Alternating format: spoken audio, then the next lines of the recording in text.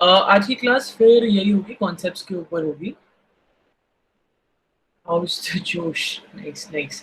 आज की class concepts पे होगी। हम लोग क्राइम थोड़ा शुरू करेंगे, थोड़ा बेसिक कॉन्सेप्ट्स आप कैसे यूज कर सकते हो, आपको क्या ढूंढना है क्वेश्चंस में, कौन से प्रिंसिपल्स अप्लाई करने हैं वो हम आपको बताएंगे। तो आज आपको एक चीज करना होगा, मैं आपको पढ़ाऊंगा, आपको नोट्स बनाते रहने होंगे, ठीक है।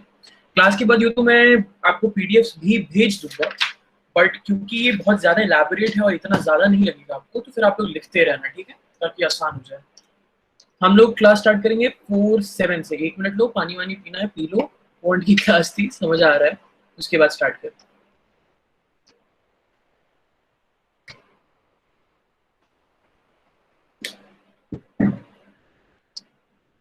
सबने मॉक दिया यहाँ पे?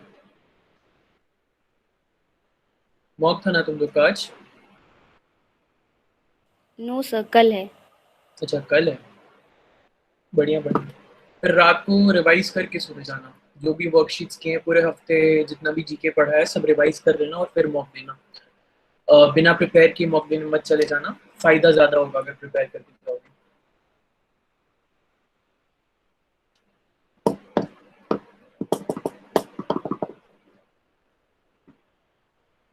चलो फिर शुरू करते हैं। 4:07 हो रहा है टाइम। पहले क्लास दो पार्ट में डिवाइड करूंगा। पहले तो मैं तुम्हें बेसिक्स बताऊंगा कि क्राइम लॉ क्या होता है और कॉन्स्टिट्यूशनल और सिविल लॉ क्या होता है। उसके बाद हम लोग क्राइम आज शुरू करते हैं, ठीक है। तो बेसिक्स होगा, लिखते जाना जो जो बोल रहा हूँ, जितना हो सके नोट्स बनाओ।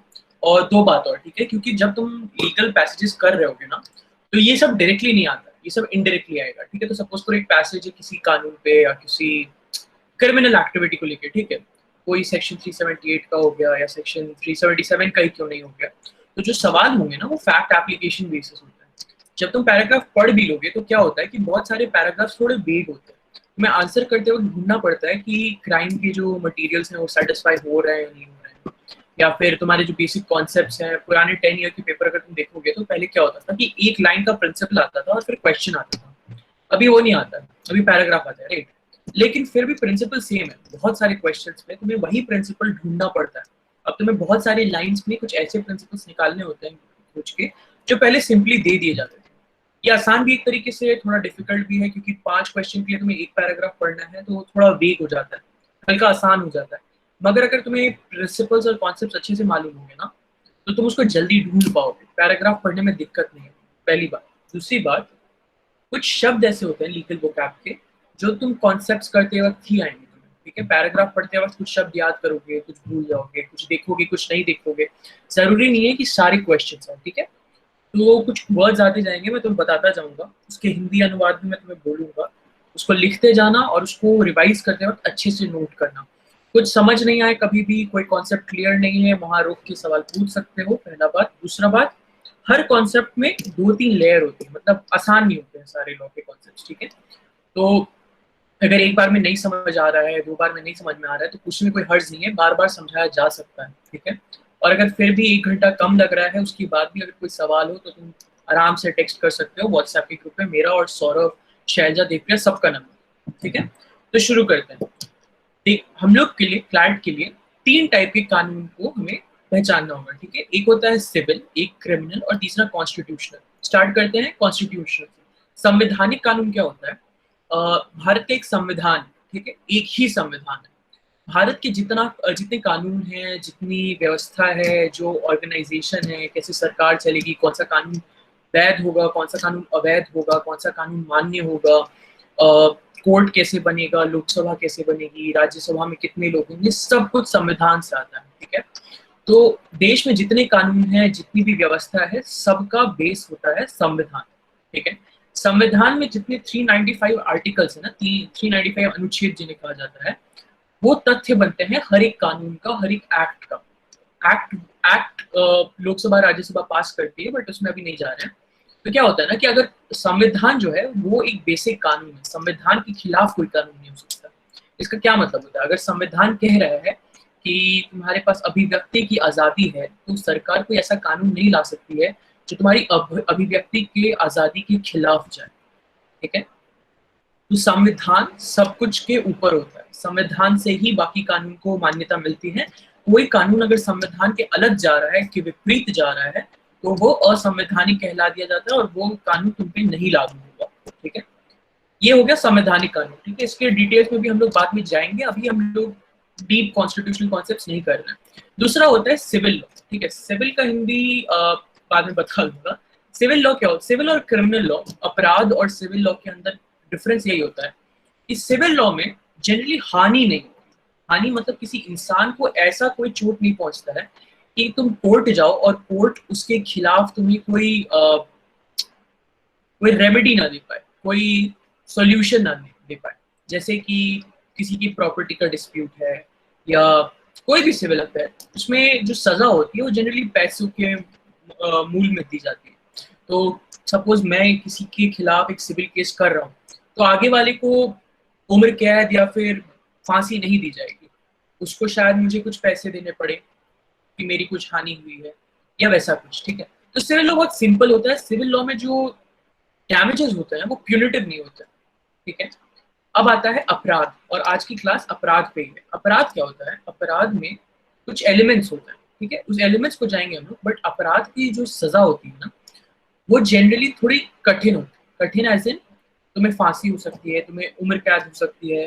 हाँ, सिविल लॉ में कंपनसेशन देना पड़ता है, अपराध यानी क्रिमिनल लॉ में भी कंपनसेशन देना पड़ता है, बट कंपनसेशन के साथ साथ सजा भी भुगतनी पड़ती है। सिविल लॉ और क्रिमिनल लॉ में ये बेसिक डिफरेंस है। सिविल लॉ में अलग कोड होता है, क्रिमिनल लॉ में अलग कोड होता है। सिविल लॉ में जनरली जो सजा अगर मिल भी गई तो 6 महीने 1 साल की छोटी मोटी सजा मिलती है। क्रिमिनल लॉ में तुम्हें सजा मिलती है बड़ी, मतलब 7 साल 10 साल उम्र कैद, फांसी। ठीक है, डिपेंड करता है तुमने कौन सा अपराध किया। ठीक है, तो अपराध जो है वो खुद में एक बहुत मुश्किल चीज है, एज एन उसको प्रूव करना मुश्किल है। एक लॉयर जा करके, एक कॉन्सेप्ट होता है रीजनेबल डाउट। ठीक है, मतलब कि तुम्हें एक हद तक डाउट है कि हाँ ये शायद गलत है, ये शायद सही है।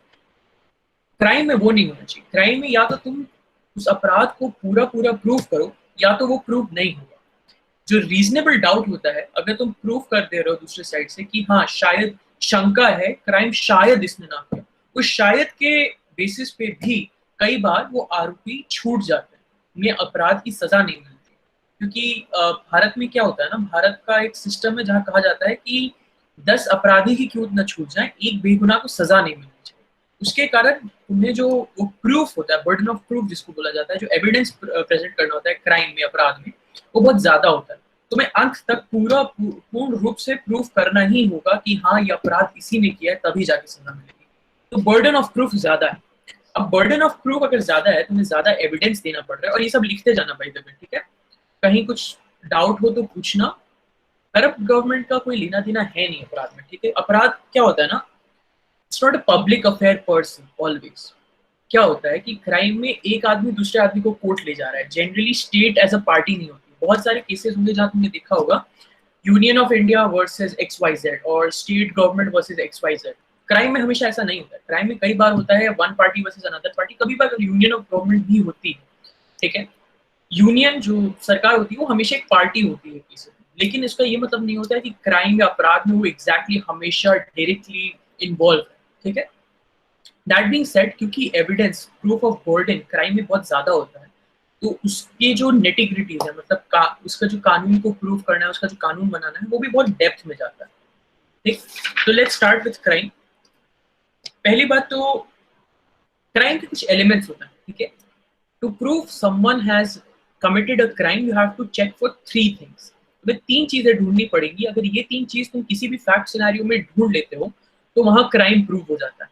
ठीक है, वो 3 चीजें क्या है? पहली तो एक व्यक्ति होना चाहिए जिसके खिलाफ क्राइम हो रहा है, और ये बहुत सिंपल लॉजिक है, ये शायद मैंने तुम्हें पिछली क्लास में बताया भी था, तो ये सब लिखते जाना भाई। देखो क्या होता है ना, सपोज कोई एक आदमी है, किसी को किसी का मर्डर करना है, तो किसी का मर्डर करना पड़ेगा। अगर किसी का मर्डर नहीं हुआ है तो क्राइम नहीं हो सकता। अगर किसी का सामान चोरी नहीं हुआ है, तो जैसे सपोज करो किसी का सामान चोरी हुआ, ठीक है, तो एक आदमी होना चाहिए जिसका वो सामान हो, जिसपे वो क्लेम करे, तभी वो क्राइम में जाएगा कोर्ट। अगर वो आदमी ही नहीं है, उस सामान का कोई हकदार ही नहीं था, उस सामान बस पड़ा हुआ था, किसी को पता ही नहीं चला उस सामान चोरी भी हुआ है, तो क्राइम ही नहीं हुआ ना, क्योंकि कोई तो रिपोर्ट ही नहीं करेगा वो केस। तो एक व्यक्ति होना चाहिए जिसके खिलाफ ये अपराध हो रहा है, ये बेसिक है, ये हर टाइप के कानून में होता है जनरली। दूसरा है मेंस rea, लिखते जाना फिर। मैं टाइप भी कर रहा हूँ स्पेलिंग के लिए। मर्डर होना जरूरी है क्राइम लॉ। तुम्हारे ये सवाल को क्लियरली समझ नहीं आया। अगर तुम पूछना चाह रहे हो कि मर्डर क्राइम लॉ में है तो हाँ, मर्डर क्राइम लॉ में है। अगर तुम्हारा सवाल कुछ और है तो बेटर फ्रेज या अनम्यूट करके बोल सकते हो।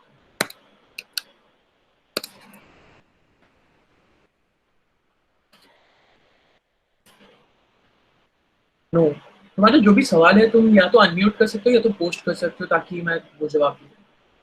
कूल है ना। अगर तुम्हें कोई सवाल है, किसी को कोई सवाल आ रहा है एट एनी पॉइंट, रोको, पूछो। ठीक है, सवाल पूछना, कॉन्सेप्ट क्लियर करना जरूरी होता है। First important element is mens Riya. Mains रिया एक लैटिन टर्म है। ठीक है, लॉ के पेपर में क्लैट में बहुत जगह तुम लीगल मैक्सिम्स देखोगे। ठीक है, कि लैटिन में कुछ शब्द हैं, उनके कुछ मतलब होता है। ठीक है, मेंस रिया का मतलब होता है गिल्टी माइंड। ठीक है, एक एक शख्स जिसको किसी चीज का गिल्ट है। ठीक है, बेसिकली उसको उसके दिमाग में ये इंटेंशन था कि वो क्राइम कर रहा है। Intention, right. So mens rea basically translates to intention. Why is mens rea necessary in crime? ठीक है, क्योंकि in crime this is against one specific person, right. मतलब किसी के खिलाफ वो क्राइम हो रहा है, कोई ऐसा व्यक्ति है जो ये क्राइम कर रहा है, कोई अपराध कर रहा है किसी और के खिलाफ। तो ये जरूरी है कि उस आदमी के अंदर इंटेंशन हो क्राइम का, वो आदमी करना चाहता हो क्राइम। ठीक है, अगर उससे गलती से हो गया तो वो मिस्टेक है। ठीक है, अगर वो ऐसे हो गया कि उस पर कोई उसका कोई हक या कोई कंट्रोल नहीं था, वो एक्सीडेंट हो सकता है। ये सब डिफेंसेस में आ जाएंगे, डिफेंसेस भी हम लोग क्लियर करेंगे। बट इंटेंशन जरूरी होता है। ठीक है, तो क्राइम करने के लिए जो पहली चीज तुम ढूंढोगे वो होगा एक आदमी, किसी कोई होना चाहिए जिसके खिलाफ ये क्राइम हुआ है और उसको इंजरी पहुंची है। दूसरी चीज जो तुम ढूंढोगे फैक्ट में वो है मेंस रिया, जो क्राइम कर रहा था, let's say murder, theft, robbery, डकैती, जो भी। ठीक है, अगर वो आदमी वो मर्डर, वो क्राइम करना चाहता था कि नहीं, उसने जानबूझ के किया है कि नहीं, तो ये कैसे प्रूव किया जाता है? जनरली तुम्हें इंटेंशन कैसे पता चलेगा? ठीक है, दो टाइप के क्वेश्चन हैं। पहले क्वेश्चन होंगे जिसमें तुम्हें लिख के दे दिया जाएगा कि ये मर्डर ही था। ठीक है, या उसने ही मारा। तब तो तुम्हें ढूंढना ही नहीं है, तुम्हें अज्यूम कर लेना है कि वहां इंटेंशन था। दूसरे टाइप के क्वेश्चन आएंगे जहां पे बोला जाएगा कि उसने प्लानिंग की, उसने सोचा कि वो कौन सा चाकू इस्तेमाल करेगा, वो कब मारेगा, वो कहाँ मारेगा।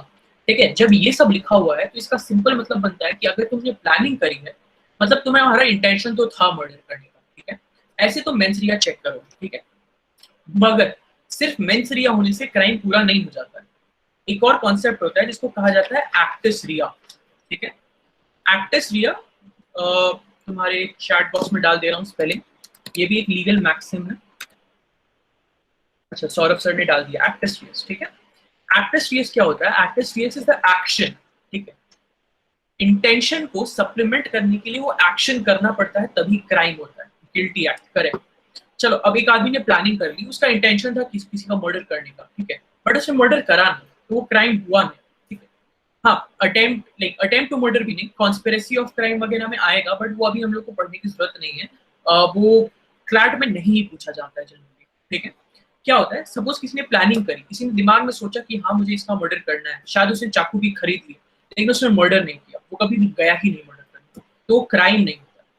एक्टस रियस क्या होता है? सपोज कोई सोचा कि वो चाकू खरीदेगा, उसने चाकू खरीदा, उसके दिमाग में है कि 4 बजे आज जाके मैं इस आदमी का मर्डर करूंगा, वो गया और उसने मर्डर किया। उसका इंटेंशन था क्योंकि चाकू उसने वही सोच के खरीदा, वो 4 बजे गया क्योंकि उसको मर्डर करना था। और एक्टस रियस मतलब गिल्टी एक्ट, कि उसने चाकू से उसका मर्डर किया। ठीक है, आदमी है जिसका मर्डर हुआ, मेंस रिया है, एक्टस रिया है, मर्डर हो गया, ये हुआ क्राइम। ठीक है, तो हमेशा याद रखना actus reus plus mens rea equal crime. ठीक है, ये नोट कर लो।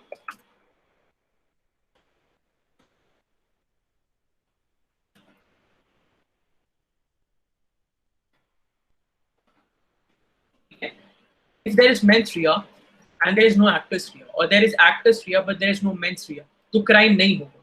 अगर दोनों चीज एक साथ होंगी तो ही क्राइम माना जाता है। ठीक है, तो अब कोई फैक्ट बेस्ड क्वेश्चन आया है, तुमने उसमें इंटेंशन निकाल लिया, तुमने उसमें एक्ट निकाल लिया, दोनों में एक लिंक है, तो वो क्राइम हो गया। चलो, अब एक सिंपल सा सॉल्यूशन, एक सिंपल सा क्वेश्चन देता हूँ, let's see if this is crime और नॉट। ठीक है, लेट्स से कि एक बंदा है, उसका नाम है अक्षत। ठीक है, उसने सोचा कि मैं आज स्कूटी निकाल के जाऊंगा और एक आदमी है जिसका नाम है लेट्स से अभिरूप, मैं उसको मार दूंगा स्कूटी से। ठीक है, उसने प्लानिंग की, उसने स्कूटी में तेल भरवाया, स्कूटी चला के देखी, स्कूटी चल रही है। ठीक है, वो चला के गया बट उसने मारा नहीं अभिरूप को, वो छोड़ के आगे बढ़ गया, उसके पास एक्टिव रियस तो है, उसने प्लानिंग की है। अब शाम को 4 बजे क्या हुआ कि अक्षत स्कूटी लेके बाहर है और वो मार दिया गलती से अभिरूप को। एक्टस रियस था, मेंस रिया था, और अब उसने स्कूटी मार भी दी। तो क्या ये क्राइम होगा? इसका आंसर मुझे चैट बॉक्स में दो या अनम्यूट करके कोई बताओ। आयुष ने कहा यस, अनुराग ने कहा नो, बाकियों कुछ कुछ बोलो। Yes sir. आयशा कह रही है यस, गौतम कह रहे हैं नो, मिलिंद का यस, अनुराग कह रहा है इंटेंशन नहीं था। अच्छा, Sanjana yes, Saurabh yes, Gaurav yes, Abhisha yes, Kabir yes. Major लोग यस कह रहे हैं, कुछ लोग नो कह रहे हैं। एक्चुअली यहाँ क्राइम नहीं हुआ है। क्या होता है ना, एक्टस रियस है, मेंस रियस है, दोनों को एक साथ होना चाहिए। अब क्या हुआ, अक्षत को अभिरूप को मारना था, उसने स्कूटी निकाली, तेल भरवाया, वो लेके गया, वो अभिरूप को देखा बट अभिरूप को मारा नहीं उसने। शाम को 4 बजे जब बाद में वो स्कूटी लेके निकला तो गलती से उसने अभिरूप को मार दिया। उसने दोपहर में प्लानिंग करी थी कि वो अभिरूप को मारेगा, ठीक है, बट उसने नहीं मारा। बाद में उसने प्लानिंग नहीं करी लेकिन एक्टर सीरियस हो गया, ठीक है। तो पहले फेज में क्या था, मेंस रिया थी, प्लानिंग थी लेकिन एक्शन नहीं हुआ। दूसरे में क्या था, एक्शन था लेकिन प्लानिंग नहीं, ठीक है। एक्टर सीरियस और मेंस सीरियस को एक साथ होना जरूरी है। अगर दोपहर में जब वो प्लान करके निकला है स्कूटी से मारने के लिए और तभी उसने मार दिया होता तो वो क्राइम होता, लेकिन क्योंकि उस वक्त उसने नहीं मारा और बाद में गलती से लग गया, तो पहले की प्लानिंग को अभी के एक्सीडेंट से आप कम्युनिकेट नहीं कर सकते। आपको मेंस और एक्टर सीरियस दोनों को एक साथ एक समय पे एक ही बार में देखना होगा। अगर वो दोनों अलग अलग टाइम पे गलती से आ गए हैं या फिर एक ही दिन में दो अलग जगह दो अलग चीजें हो गई हैं, एक जगह मेंस लिया, एक जगह मेंस लिया और एक जगह एक्टर्स लिया, तो वो क्राइम नहीं कहलाएगा। एक्टर सीरियस को अकेले देखा जाएगा। लेकिन अगर एक्टर सीरियस मेंस लिया के साथ हुआ है तो वो क्राइम कहलाएगा। समझ रहे हो? अगर कोई कंफ्यूजन है तो पूछो यहाँ पर, यस सर। और लिखते जाना क्योंकि ये सब इंपॉर्टेंट है, ठीक है। तो हमने अभी तक क्या किया, हमने देखा है एलिमेंट्स ऑफ क्राइम। 3 एलिमेंट्स होते हैं, person, actus reus, mens reus, ठीक है। दूसरा हमने क्या देखा, मेंस सीरियस मतलब इंटेंशन, ठीक है, मर्डर करने की प्लानिंग करना, मर्डर करने के बारे में सोचना। एक्टर सीरियस मर्डर करना, ठीक है, यहाँ तक हमने देखा। फिर हमने क्या देखा, मेंस सीरियस और एक्टर सीरियस अगर एक साथ होंगे तभी अपराध होगा, अगर वो दोनों अलग अलग हैं तो वो अपराध में नहीं गिनती आएगी। अभी तक तुम्हें क्या क्या नोट करना है, तुम्हें मेंस सीरियस और एक्टर सीरियस की स्पेलिंग्स नोट करनी है क्योंकि लैटिन वर्ड्स हैं। बहुत बार क्वेश्चन पेपर में क्या होगा, पैराग्राफ में ये नहीं लिखे होंगे, आंसर में पूछ देगा व्हाट्स पर्सन इन लैटिन। ये देख के बताना पड़ेगा, ये मुझे भी याद नहीं बट मैं तुम्हें 2 मिनट में देख के बताता हूँ, ठीक है। पेपर में बहुत बार क्या होगा, लीगल मैक्सिम्स नहीं आते हैं, आंसर ऑप्शंस में होंगे, ठीक है। इसका ये मतलब नहीं है कि पैराग्राफ में लीगल मैक्सिम्स नहीं है तो तुम्हें आंसर में वो मार्क नहीं करना है। अगर सही आंसर में लीगल मैक्सिम है तो तुम वो मार्क करोगे, ठीक है। दूसरी बात, मेंस सीरियस एक्टर सीरियस तुमने नोट किया, दोनों का एक साथ होना बहुत जरूरी है, अलग अलग होगा तो वो अपराध में नहीं गिनती होगी, ठीक है।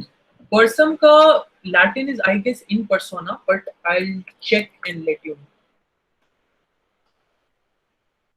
अच्छा, hominem, sorry, person in Latin is hominem, but elements of crime में जनरली जरूरी नहीं होता है। होमिनम ऑलमोस्ट हर एक क्राइम में लगता है, ठीक है, अनटिल अनलेस वो एक एक्ट है अगेंस्ट द पब्लिक और वो एक कॉन्स्टिट्यूशनल केस है, वरना person is a requirement for every type of crime. That being said, अभी तक हमने बेसिक कॉन्सेप्ट्स किए क्राइम के, अब हम करेंगे एक्सेप्शंस। क्या होता है कि लेट्स से तुम्हारे ऊपर क्राइम का केस हुआ, ठीक है, तो कुछ एक्सेप्शंस होंगे जिसके तहत तुम कह सकते हो कि अरे नहीं ये तो हुआ ही नहीं था, ये क्राइम नहीं था, ये एक प्राइवेट डिफेंस है। डिफेंस होता है मतलब दलील देना कि नहीं नहीं क्राइम नहीं है, ये कुछ एक्सेप्शंस होते हैं क्राइम के, ये उनमें आता है, ठीक है। तो पहला है प्राइवेट डिफेंस। प्राइवेट डिफेंस क्या होता है,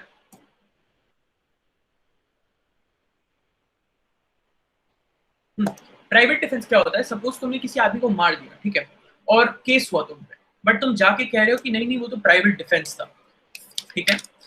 तो सेल्फ डिफेंस तो तुमने सुना ही होगा, खुद की रक्षा करना। सेल्फ डिफेंस में क्या होता है, अगर तुम किसी आदमी को अपनी सुरक्षा करते हुए मार भी दो ना तो वो मर्डर नहीं कहलाता, वो सेल्फ डिफेंस कहलाता है।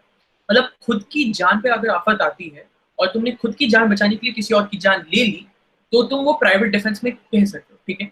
ये 2-3 टाइप का होता है, ठीक है। प्राइवेट डिफेंस अगर तुम्हारे क्वेश्चन में डिमांड है, एक ऑप्शन है जिसमें कह रहा है कि नहीं नहीं ये मर्डर नहीं ये प्राइवेट डिफेंस है, तो तुम्हें 2-3 चीजें चेक करनी होगी, ठीक है।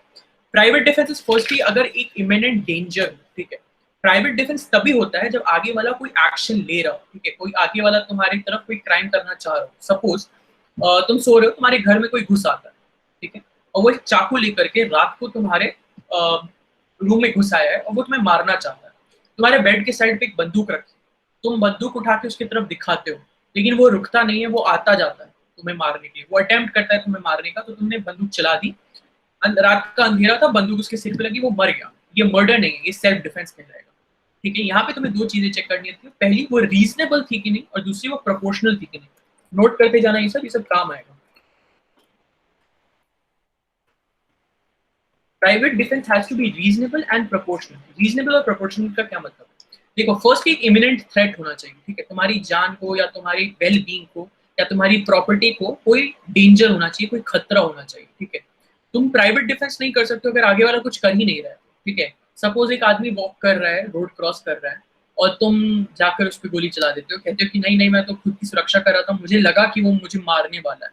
ठीक है, ये प्राइवेट डिफेंस नहीं होगा, ये मर्डर ही होगा, क्योंकि आगे वाला कुछ कर नहीं रहा था, वो रोड क्रॉस कर रहा था, है ना।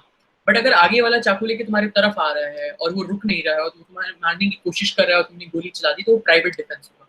रीजनेबल, और तो ये हो गया इमिनेंट थ्रेट। ठीक है, इमिनेंट थ्रेट चेक करना ही पड़ता है। अगर आगे से कोई खतरा नहीं है तो प्राइवेट डिफेंस नहीं हो सकता। ठीक है, वो एक्शन बन जाता है। डिफेंस तभी होगा जब तुम्हारी तरफ कोई थ्रेट हो, कोई खतरा हो। ये हमने देख लिया। दूसरा क्या है, रीजनेबल और प्रोपोर्शनल। इसका क्या मतलब बनता है? एक आदमी तुम्हारे घर पे घुसा है रात को, ठीक है, वो चाकू लेके आया, तुम्हारे पास बंदूक, सेम सीन। वो तुम्हारे रूम में घुसा, तुमने बंदूक निकाली, वो देखता है कि तुम्हारे पास बंदूक है, वो भागने लगा, वो तुम्हारे घर से निकल के भाग रहा है, तो तुम उसके ऊपर फिर अगर गोली चलाते हो तो वो प्राइवेट डिफेंस में नहीं आएगा। क्यों? क्योंकि वो बंदा तुम्हें मारने की अब कोशिश नहीं कर रहा है, वो तुमसे दूर भाग रहा है। ठीक है, अगर वो तुमसे दूर भाग रहा है, इसका ये मतलब हुआ कि इमिनेंट थ्रेट खत्म हो गया। तो रीजनेबली और प्रोपोर्शनली स्पीकिंग, यहाँ पे रीजनेबल क्या था? बंदूक दिखाना रीजनेबल था। ठीक है, बट अगर तुम गोली चला देते हो वो प्रोपोर्शनल नहीं होगा, क्योंकि आदमी भाग रहा है, तुम्हारा जो खतरा था वो खत्म हो गया। तुम्हारे लिए प्रोपोर्शनल होगा उस वक्त पे पुलिस को फोन करके बोलना कि मेरे घर में कोई घुस आया। ठीक है, अब दूसरा सिनेरियो, सपोज कोई तुम्हारे तरफ बंदूक, कोई तुम्हारे तरफ आ रहा है हमला करने, उसके हाथ में चाकू है। ठीक है, तुम्हें बंदूक चलाना आता है अच्छे से, तुम्हारे पास एक बंदूक भी है, तुम्हें सपोज निशाने लगाने की बहुत आदत है। अगर वो तुमसे 500 मीटर या 600 मीटर दूर है, तो ये रीजनेबल या प्रोपोर्शनल नहीं होगा कि तुम सर पे या छाती पे गोली मार के आदमी को मार ही दो। अगर आगे वाले आदमी के पास चाकू, तुम्हें उसके पैर या फिर हाथ पे मार के या फिर हवा में चला के उसको डराना चाहिए। ये होता है रीजनेबल एंड प्रोपोर्शनल। ठीक है, ये बहुत सब्जेक्टिव है, ये तुम्हें चेक करना पड़ेगा कि थ्रेट के हिसाब से जो तुमने एक्शन लिया है सेल्फ डिफेंस में, प्राइवेट डिफेंस में, वो मैच करता है कि नहीं। ठीक है, ये पढ़ पढ़ के समझ में आएगा। अभी तक कोई डाउट है तो बताओ, क्योंकि ये थोड़ा कॉम्प्लिकेटेड होगा।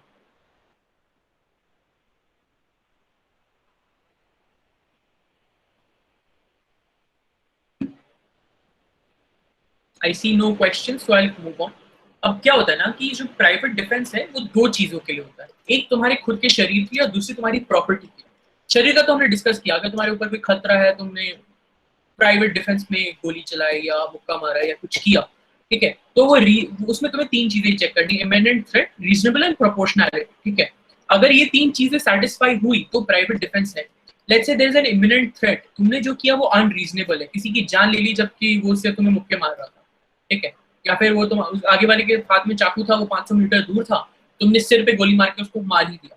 ये रीजनेबल या प्रोपोर्शनल नहीं है। रीजनेबिलिटी तभी चेक की जाती है, रीजनेबिलिटी तब चेक की जाती है कि खतरा तुम रोक कम कर सकते हो कि नहीं, रोक सकते हो कि नहीं। अगर कोई 500 मीटर दूर से चाकू लेके तुम्हारे तरफ आ रहा है तो it is reasonable to fire in air, मतलब हवा में गोली चलाना या फिर उसके पैर पे गोली चलाना। ठीक है, it is proportional to injure him, अगर तुमने उसके पैर पे गोली मार भी दी तो वो प्रोपोर्शनल है, it is not proportional to kill that person. ठीक है, इसका क्या मतलब होता है कि सपोज तुमने पैर पे गोली मार दी तो खतरा खत्म हो गया, आगे वाला तुम्हारे तरफ आ नहीं सकता, तुम्हें मार नहीं सकता। ठीक है, तो इसलिए थ्रेट रिमूव हो जाता है। उसके बाद अगर तुम दूसरी या तीसरी गोली चलाते हो तो वो प्राइवेट डिफेंस नहीं है, वो एक एक्शन है, वो रिवेंज हो जाता है। ठीक है, दिस बीइंग सेड, जो दूसरे टाइप का प्राइवेट डिफेंस होता है ना, वो तुम्हारी प्रॉपर्टी के लिए होता है। तुम्हारा प्रॉपर्टी क्या हुआ, लेट्स से तुम्हारा पैसा हुआ, तुम्हारे घर हुए, तुम्हारे कपड़े हुए, जो भी जिसका किसी भी चीज जिसका थोड़ा मॉनिटरी वैल्यू हो या ना भी हो, अगर वो तुम्हारी चीज है और आगे वाला उसके ऊपर कोई खतरा ला रहा है या फिर तुमसे लेना चाह रहा है, तो तुम प्राइवेट डिफेंस कर सकते हो। ठीक है, बट इसमें कुछ ट्रिकी है। इसमें ट्रिकी क्या है कि ये हर एक एक्ट ऑफ क्राइम में नहीं आता है। ठीक है, इसका ये मतलब नहीं कि अगर तुम्हारा पानी का बोतल कोई चुरा रहा है तो गोली मार दो, वो प्राइवेट डिफेंस में नहीं आएगी। ठीक है, प्राइवेट डिफेंस होता है तुम्हें अपनी सामान बचाने की कोशिश की या फिर तुमने आगे वाले को भगा दिया, ऐसा कुछ होता है प्राइवेट डिफेंस। अब कुछ ही क्राइम है जिसपे तुम right to private defence to property इस्तेमाल कर सकते हो, ठीक है। थेफ्ट, रॉबरी, मिसचिफ और क्रिमिनल ट्रेसपास। अब अगर कोई क्वेश्चन है जो तुमसे पूछ रहा है कि whether the defence to private property of right to private defence of property will apply or not, तुम्हें चेक करना है कि थेफ्ट, रॉबरी, मिस्चिफ और क्रिमिनल ट्रेसपास है या नहीं। अगर ये चीजें नहीं है तो तुम्हें प्राइवेट डिफेंस टू प्रॉपर्टी नहीं अलाउगी। एक्सटॉर्शन नहीं आता है इसमें। Extortion is not private defence to property, that is private defence to person. Extortion में जनरली किसी आदमी को खतरा होता है किसी ना किसी तरीके से, ठीक है। अब वो इन प्रिंसिपल हो सकता है या वो मटेरियल हो सकता है। इसका मतलब क्या होता है, या तो अगर तुम्हें जान का खतरा है या तुम्हारी इज्जत या मान का खतरा है, वो भी एक्सटॉर्शन में पर्सनल डिफेंस आता है, वो प्रॉपर्टी डिफेंस नहीं होता है जनरली। अगर प्रॉपर्टी डिफेंस का क्वेश्चन है तो बस तुम्हें दो चीजें चेक करनी है, फर्स्टली कि देयर वाज अ खतरा था कि नहीं, पहला, और दूसरा थेफ्ट, रॉबरी, मिस्चिफ और क्रिमिनल ट्रेसपास, ये चार में से किसी एक चीज का था कि नहीं। ये चार चीज हम लोग डिटेल में करेंगे, अभी लिख के आगे बढ़ो। आगे जब हम लोग एक एक करके क्वेश्चंस कर रहे होंगे तो हम लोग वो नोट करते जाएंगे कि थेफ्ट क्या है, रॉबरी क्या है, मिस्चिफ क्या है, क्रिमिनल ट्रेसपास क्या है, ठीक है। तो तुम्हें अभी तक क्या चेक करना है, प्राइवेट डिफेंस पे तुम्हें दो चीजें चेक करनी है, इमिनेंट थ्रेट, खतरा था कि नहीं, और दूसरा तुम्हारा जो एक्शन है वो रीजनेबल एंड प्रोपोर्शनल था कि नहीं, ठीक है। प्राइवेट डिफेंस दो टाइप का होता है, इन पर्सन और टू प्रॉपर्टी। अगर वो इन पर्सन है तो तुम रीजनेबल और प्रोपोर्शनैलिटी में कोई भी डिफेंस ले सकते हो। अगर वो टू प्रॉपर्टी है तो तुम बचाने के लिए सिर्फ चार टाइप के क्राइम के अगेंस्ट ही प्राइवेट डिफेंस ले सकते हो, थेफ्ट, रॉबरी, मिसचिफ और क्रिमिनल ट्रेसपास। कोई पांचवी चीज उसके बाहर आएगी। तो अगर कोई सवाल है जिसमें वो बोल रहा है थेफ्ट, रॉबरी, मिसचिफ और क्रिमिनल ट्रेसपास छोड़ के कुछ और है जिसके ऊपर वो बोल रहा है कि प्राइवेट डिफेंस टू प्रॉपर्टी का एग्जेम्पशन ले सकते हैं कि नहीं, तो मैं सीधा नो मार्क करके आगे बढ़ना है, ज्यादा टाइम नहीं देना, ठीक है। अभी तक कोई क्वेश्चन है, कोई प्रॉब्लम है तो पूछो, नहीं है तो फिर हम आगे बढ़ेंगे अगले डिफेंस की ओर। अगर अभी समझ में आया सब कुछ अभी तक तो यस लिखो, अगर नहीं समझ में आया तो भी नो लिखो।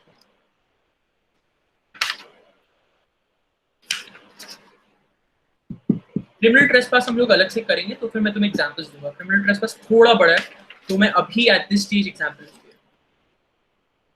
सर आपने एक्सटॉर्शन के बारे में क्या बताया, वो फिर से रिपीट कर दीजिए। एक्सटॉर्शन जो है वो प्राइवेट डिफेंस में आता है, बट वो प्राइवेट डिफेंस टू प्रॉपर्टी में नहीं आएगा, ठीक है।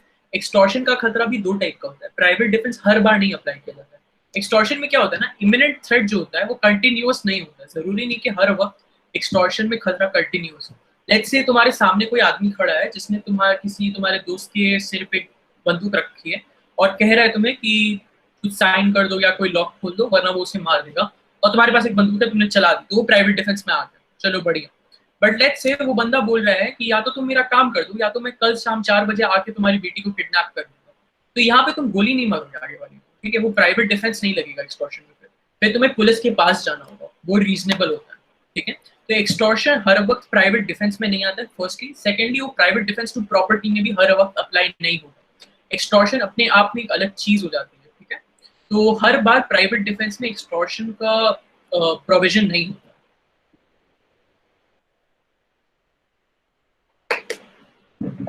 आगे बढ़ते हैं। अगला जो डिफेंस है वो इनवॉलंटरी इंटॉक्सिकेशन।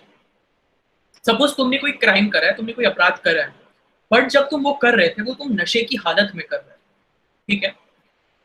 तो क्या वो क्राइम होगा, क्या वो अपराध माना जाएगा या वो अपराध नहीं होगा? यस और नो दो चैट बॉक्स में, जो भी तुम्हें लगता है।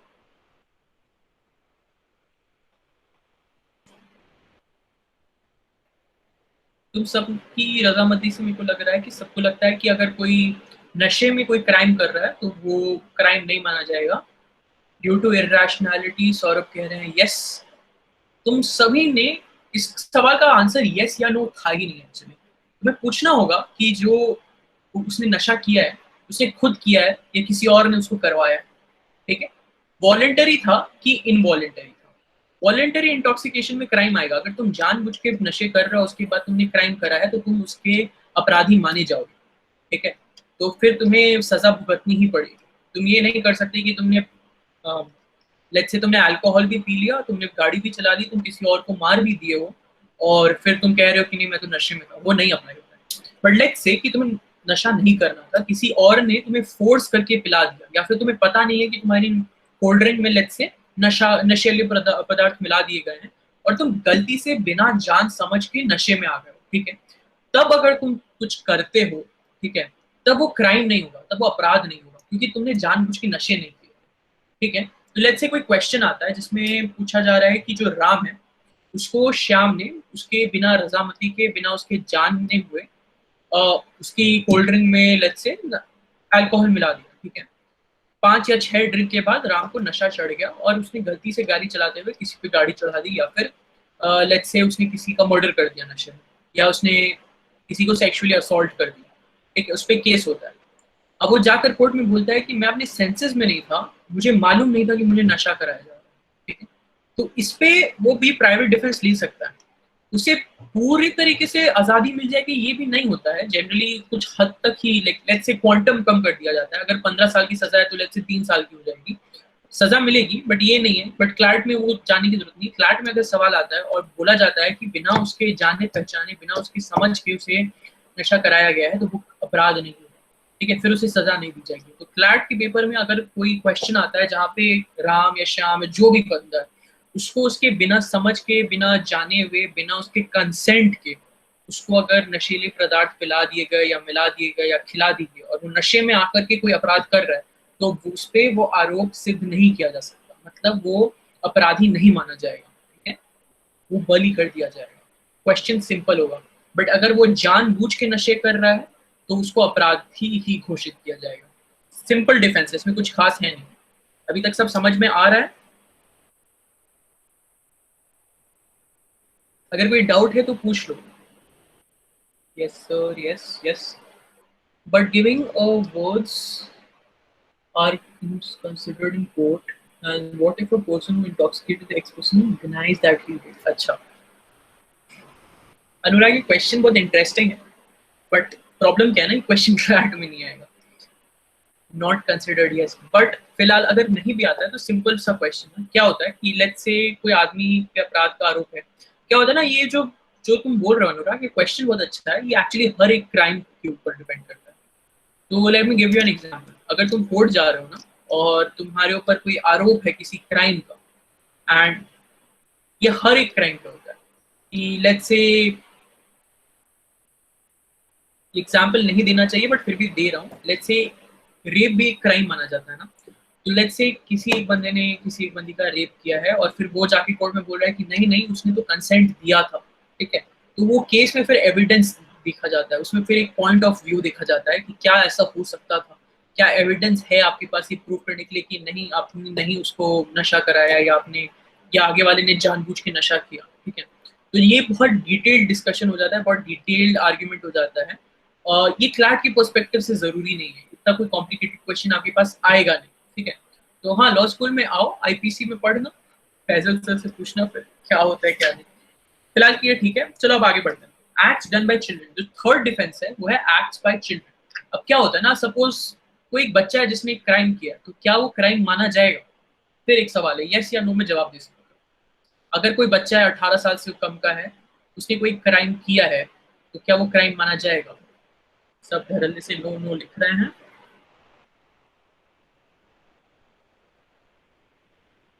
चलो यहाँ इंटरेस्टिंग हो जाता है सिचुएशन, क्योंकि जो 7 साल से कम के बच्चे होते हैं ना, 7 साल से कोई कम का है या 7 साल का है, तो उसको एग्जेम्पशन दिया जाता है पूरी तरीके से। अगर his guardian will be liable but the punishment will differ, yes no. चलो क्लियर करते हैं। 7 साल, 3 टाइप की कैटेगरीज इसमें, ठीक है, 7 और लेस।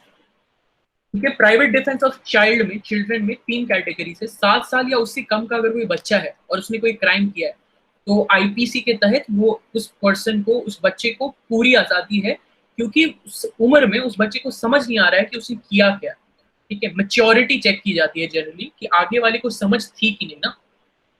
मेंस रिया, गिल्टी माइंड। तुम गिल्टी माइंड कैसे प्रूव करोगे अगर 7 साल के कम के बच्चे को समझ ही नहीं है कि वो जो कर रहा है उससे किसी की हत्या हो जाएगी या आगे वाले को चोट पहुंचेगी, या जो वो कर रहा है उसको चोरी कहते हैं, है ना। एक्टस रिया और मेंस रिया तुम्हें देखना होता है। अगर 7 साल से कम का बच्चा है तो यहाँ पे अगर एक्टस रिया है, ठीक है, गिल्टी एक्शन है, बट गिल्टी माइंड नहीं है, ठीक है, प्लानिंग नहीं हो सकती थी, आगे वाले को मालूम ही नहीं था कि उसके ये करने से जो आउटकम होगा वो अपराध होगा या नहीं होगा, तो वो क्राइम ही नहीं हुआ ना, क्योंकि एक्टस रिया है नहीं, गिल्टी माइंड नहीं है, इंटेंशन नहीं है, ठीक है। तो 7 साल से कम लिख के रख लो, ज्यादा सोचने की जरूरत नहीं है। 7 साल से कम का बच्चा है तो क्राइम नहीं होगा। 7 से 12 साल की जो एज होती है, 7 to 12, ये हो जाती है ट्रिकी। क्या होता है कि फिर तुम्हें देखना पड़ेगा कि आगे वाला बच्चा जो था जिसने वो क्राइम किया है वो मच्योर इनफ था कि नहीं, उसको समझ नहीं आ रहा था कि आगे वो जो काम कर रहा है, कि वो जो काम कर रहा है उससे कोई कॉन्सिक्वेंस होगा या नहीं होगा, ठीक है। तो फिर तुम्हें देखना पड़ेगा कि पेपर में एक्चुअली लिखा क्या है। अगर क्वेश्चन में बोल रहा है कि वो 11 साल का था, उससे को मालूम था कि वो अगर चोरी करेगा तो वो क्रिमिनल होता है या फिर आगे वाले को चोट पहुंचेगी उसके एक्शन से, तो वहां पे एक्टर्स लिया है, मेंस लिया है, क्राइम, आगे बढ़ो। बट लेट्स से पेपर में लिखा हुआ है कि वो 11 साल का है, लेकिन उसे समझ नहीं है कि लेट्स से वो किसी को मारता है और आगे वाला मर जाएगा उस चोट से, ठीक है, उसको समझ ही नहीं इस बात की, उसको मालूम ही नहीं है कि आगे वाले को वो मस्ती मस्ती में मार रहा है लेकिन मारने से मौत हो सकती है, तो वो फिर लायबल नहीं होगा, फिर उसको इमेच्योर ही ट्रीट किया जाएगा। यहाँ पे तो मेच्योरिटी देखोगे आगे वाले बच्चे की, ठीक है। क्लैट के पेपर में इतने कॉम्प्लिकेटेड क्वेश्चन बहुत कम ही आते हैं, 2 साल 3 साल ही आए हैं, बट जब भी आए हैं तुम्हें चेक करना है कि वो 7 से 12 साल की उम्र का जो बच्चा है उसमें लिखा हुआ है कि उसमें मेच्योरिटी थी या नहीं थी। अगर नहीं दिया हुआ है और तुम नहीं अडियर कर पा रहे हो, तो ऑप्शन में देखना, ढूंढना कि एक ऑप्शन होगा जो कहेगा कि can not be determined because you can not figure out the maturity of the child, ऐसा कोई ऑप्शन होगा, ठीक है, तो वो मार्क करना। 7 से 12 में तुम्हें मेच्योरिटी चेक करनी है। अगर बच्चे को 7 से 12 साल के बच्चे को समझ में आ रहा है कि उसके एक्शन से अपराध होगा तो वो लायबल होगा, अगर नहीं समझ में आ रहा है तो वो लायबल नहीं होगा। मेच्योरिटी चेक तुम एप्लीकेशन से ही करोगे, फैक्ट से ही करोगे कि फैक्ट कहे क्या रहा है। अगर फैक्ट कुछ नहीं कह रहा है तो फिर कैन नॉट बी डिटरमाइंड पे क्लिक करके आगे बढ़ोगे। कुछ समझ में आया, कुछ नहीं समझ में आया तो अभी पूछ सकते हो, ये फिर कंफ्यूजिंग हो सकता है। अगर समझ में आया तो यस लिख दो, नहीं समझ में आया तो नो भी लिख दो।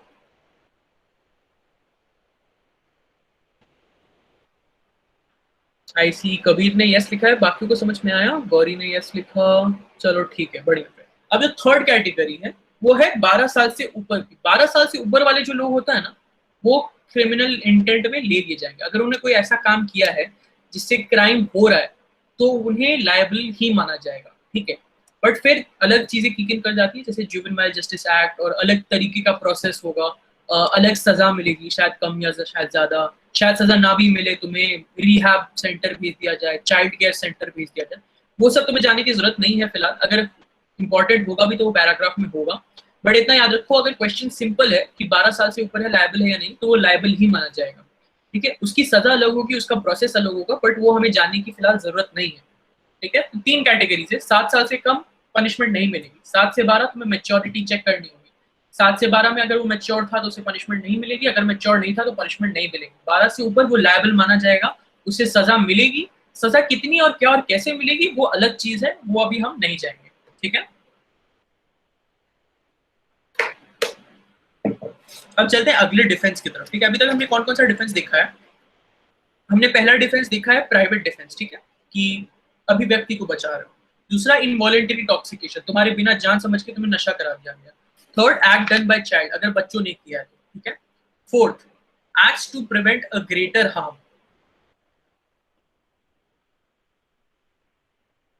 ठीक है। अगर तुम कोई क्राइम कर रहे हो लेकिन वो क्राइम तुम इसलिए कर रहे हो ताकि तुम कोई बड़ा क्राइम रोक सको या एक कोई बड़ा हार्म रोक सको, तो वो क्राइम नहीं माना जाता, ठीक है। सिंपल एग्जांपल है, ये बहुत ज्यादा इलेबोरेट डिफेंस नहीं है, ये आएगा भी नहीं, जनरली नहीं आता है, बट फिर भी जान। सपोज करो एक बिल्डिंग में आग लग गई है, ठीक है, तो तीसरे या चौथे माले पे एक औरत है जिसके हाथ में उसका बच्चा है, आग लग गई है। अगर वो अपने बच्चे को नीचे नहीं फेंकेगी तो वो बच्चा जल के मर जाएगा, ठीक है। तो उसने उस बच्चे को तीसरे तल्ले से ऊपर से नीचे फेंक दिया, बच्चा गिरा, बच्चे को चोट आई, शायद पैर टूट गया, शायद हाथ टूट गया, लेकिन बच्चा जिंदा बच गया, ठीक है।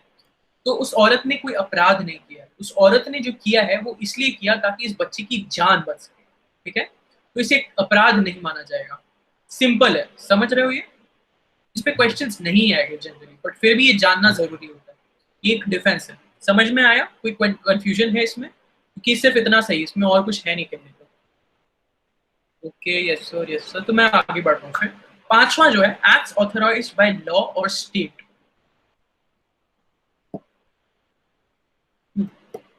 अगर किसी आदमी को कानूनी हक है, ठीक है, या फिर उसको सरकार ने कानूनी हक दिया है, ठीक है, तो वो जो एक्ट कर रहा है उसको क्राइम नहीं कहा जाएगा। ठीक है, simple simple question. Let's say एक पुलिस ऑफिसर है जिसको कहा गया है कि तुम राधे श्याम को अरेस्ट करोगे। वो जाता है अरेस्ट करने, बट राधे श्याम की जगह राम श्याम को कराता है।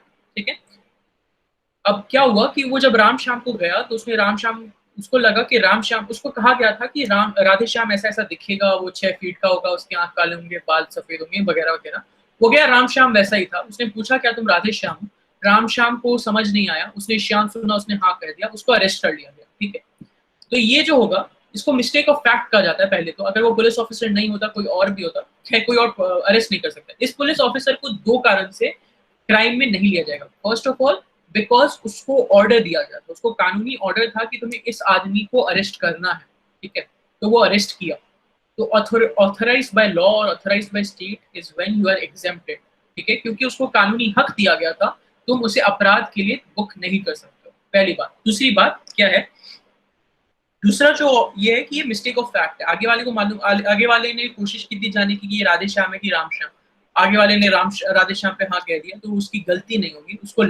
उसको जेन्युइनली ये लगा था कि ये राधे श्याम ही है। ठीक है, दिस बीइंग सेड, ये भी सिंपल सही है। इसमें भी तुम्हें बस यही चेक करना है कि कानूनी तौर पे तुम्हें हक था कि नहीं वो काम करने का। अगर था तो वो अपराध नहीं। कोई क्वेश्चन है? ये भी बहुत सिंपल है। इसके कुछ क्वेश्चंस आते ही हैं जनरली। इसके कुछ क्लासिकल क्वेश्चंस आया करते थे पहले, फिर तो अब वो क्वेश्चंस नहीं आते क्योंकि पैराग्राफ बेस्ड हो गया है, बट जानने में कोई हर्जा नहीं। सर रिपीट, ठीक है।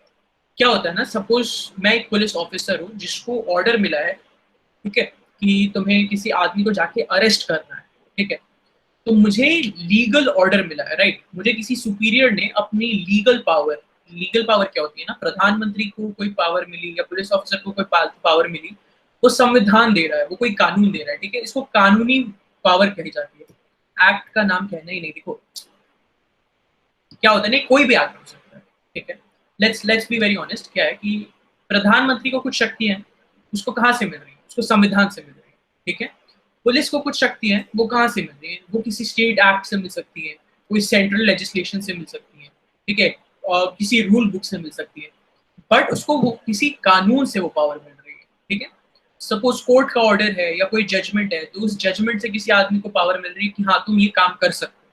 तो अगर कोई कानून या किसी ऑर्डर या किसी जजमेंट से तुम्हें कोई पावर, कोई काम करने का पावर मिलता है, तो उसको कानूनी शक्ति कही जाती है। ठीक है, वो तुमने खुद अज्यूम नहीं करी है, तुम्हें किसी कानून से दी गई। वो कानून कोई भी हो सकता है। ठीक है, पॉइंट ये है कि अगर तुम्हारे पास कोई कानूनी शक्ति है, तुम्हारे कोई प्रावधान है जिसके तहत तुम यह कोई कार्य कर सकते हो और तुमने वो कार्य किया, ठीक है, तो वो अपराध नहीं कहा जाएगा। ठीक है, उसको कानूनी काम ही माना जाएगा, कानूनी कार्रवाई मानी जाएगी। तो पुलिस ऑफिसर ने सपोज किसी को अरेस्ट कर लिया, लेकिन वो गलत आदमी को अरेस्ट कर लिया है। ठीक है, वो उसके पास मौका था, लेकिन उसने पूछा और फिर भी नाम उसने सही नहीं बताया, तो उसने अरेस्ट कर लिया। उसको कानूनी शक्ति थी उसको अरेस्ट करने की, उसने कानूनी कार्रवाई की। कानूनी कार्रवाई को अपराध नहीं माना जाता। ठीक है, सिंपल है, समझ में आया? अगर नहीं समझ आया तो मैं फिर से रिपीट कर दूंगा। सबको समझ आएगी?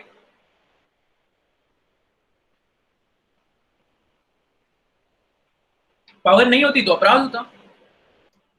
सिंपल है। अगर कानूनी पावर है तो वो अपराध नहीं है, तो वो कानूनी कार्रवाई है।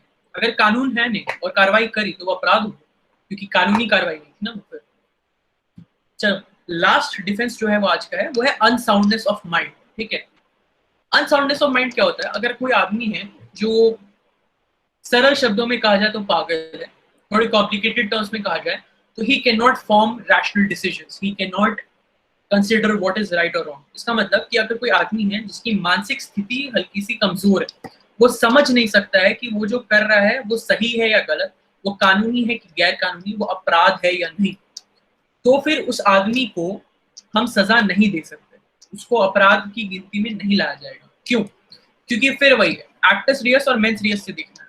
अगर एक आदमी को मालूम ही नहीं है, वो समझ ही नहीं सकता है कि उसके किए हुए कार्य से किसी को चोट पहुंचेगी, किसी को नुकसान होगा या किसी को दर्द होगा, तो एक्टर सीरियस तो है ही, सो मेन सीरियस तो है ही नहीं ना, इंटेंशन ही नहीं, क्योंकि आगे वाला तो समझ ही नहीं पा रहा है कि वो मर्डर कर रहा है कि वो क्या कर रहा है, उसे तो मालूम ही नहीं कि उसके कुछ करने से कोई आउटकम आएगा, उसके गोली चलाने से कोई मर जाएगा।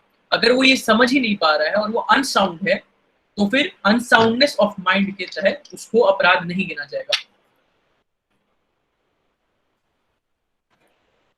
अब इसमें एक और इंटरेस्टिंग चीज है, ठीक है, लेट्स से कोई एक व्यक्ति है जो 24 में से 12 घंटे पागल हो जाता है, 12 घंटे के लिए पागल हो जाता है, सरल शब्दों में कह रहा हूँ अगेन, और 12 घंटे के लिए वो एक नॉर्मल पढ़े लिखे व्यक्ति की तरह सोचता है।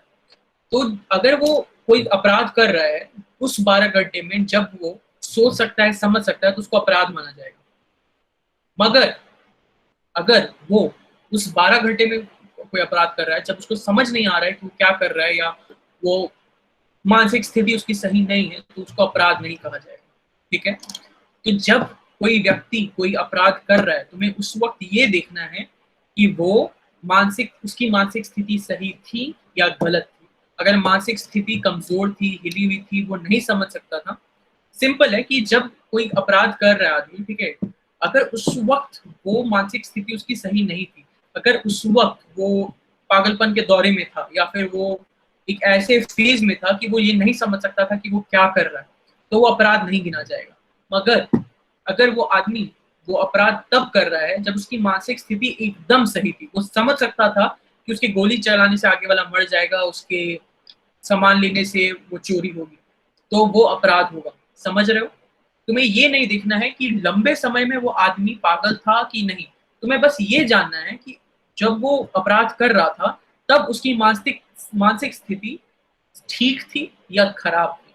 अगर खराब थी तो वो अपराध नहीं है, अगर ठीक थी तो वो अपराध है। सिंपल, समझ में आया? चलो बढ़िया। तो ये 6 डिफेंस थे। एक बार क्विकली हम लोग रिवाइज कर लेते हैं क्या क्या 6 डिफेंस थे, फिर आगे बढ़ेंगे। ठीक है, फर्स्ट डिफेंस बस प्राइवेट डिफेंस, ठीक है, अभिव्यक्ति को बचाना। अगर कोई मार रहा है और तुमने अपना बचाव किया तो वो अपराध नहीं माना जाएगा। उसमें फिर हम क्या चेक करेंगे? Imminent threat, reasonable and proportional defence. ठीक है, ये सब नोट कर लिया होगा तुमने, होपफुली। नहीं भी किया होगा तो मैं बाद में डॉक्यूमेंट भेज दूंगा वैसे, बट हाँ, ये डॉक्यूमेंट थोड़ा बड़ा है तो तुम्हें वापस पढ़ के निकालना पड़ेगा इंपॉर्टेंट चीज। ठीक है, दूसरा डिफेंस इज हाँ, इनवॉलेंटरी टॉक्सिकेशन। अगर आगे वाले के बिना मंजूरी के, बिना जाने बिना पहचाने उसको नशा करा दिया गया है और उस नशे में उसने कुछ किया, तो वो भी अपराध नहीं माना जाएगा। तीसरा, बचपन का। ठीक है, अगर कोई बच्चा है 7 से नीचे का है तो वो क्राइम नहीं हुआ, वो 7 से 12 साल का है, तुम उसकी मेच्योरिटी देखोगी, वो 12 से ऊपर का है तो वो अपराध माना जाएगा। चौथा, अगर कोई ऐसा काम कर रहे हो तुम जो कोई बड़े हार्म या बड़ी प्रॉब्लम से बचाने के लिए किया गया है, तो वो अपराध नहीं है। पांचवा, अगर तुम कोई कानूनी कार्रवाई कर रहे हो तो वो अपराध नहीं है। और आखिरी, अगर तुम्हारी मानसिक स्थिति सही नहीं है तो वो अपराध नहीं है। ये 6 प्राइवेट, ये 6 डिफेंस है क्राइम पे। ठीक है, तो कोई भी क्राइम हो, अगर ये 6 डिफेंस लगाए जाते हैं तो उसको क्राइम नहीं कहा जाएगा, वो अपराध की श्रेणी से बाहर माना जाएगा। क्लियर है? कोई क्वेश्चन है 1 to 6 तो बता दो। अच्छा, तुम लोग के इसके बाद इंग्लिश क्लास है ना आज?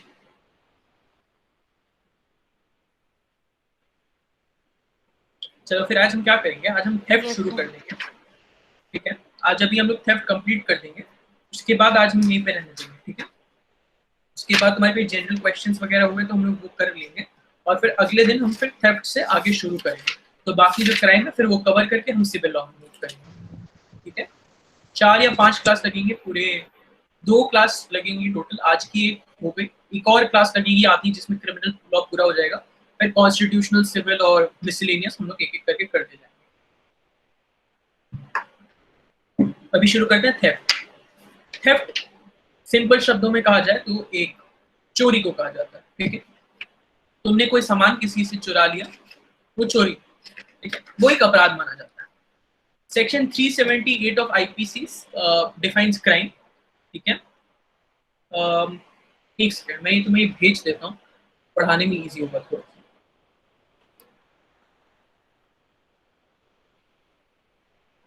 अगर कोई कानूनी कार्रवाई करते हैं तो उसको क्राइम नहीं कहा जाता है, कानूनी कार्रवाई अपराध नहीं होता। हम मैंने उसका एग्जैक्ट उल्टा कहा है, अगर कोई कानूनी कार्रवाई कर रहा है तो अपराध नहीं माना जाएगा।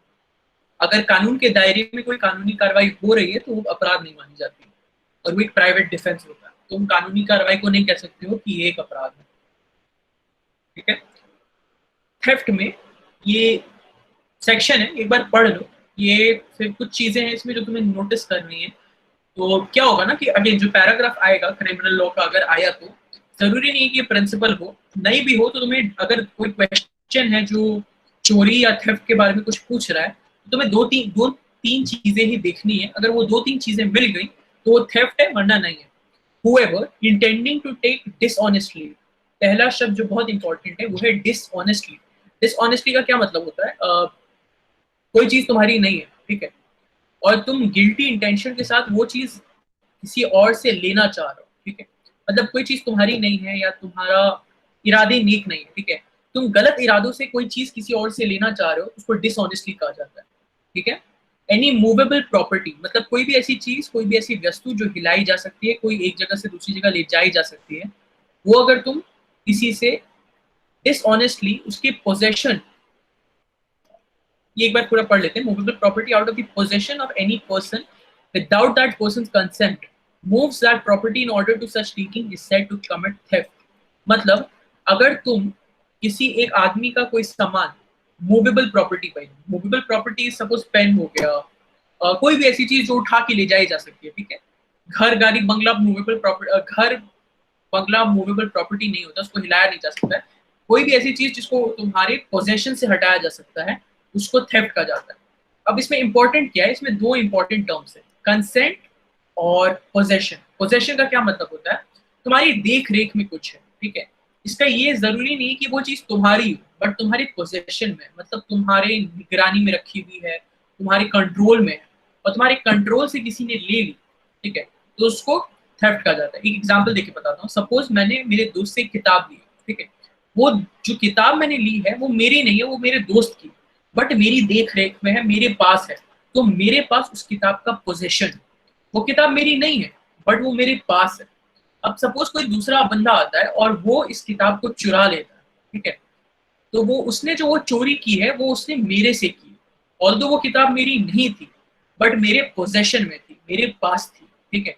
अगर मेरे पोजेशन से किसी ने वो किताब निकाल ली तो जो वो किताब निकाल रहा है उसने मेरे से चोरी की है।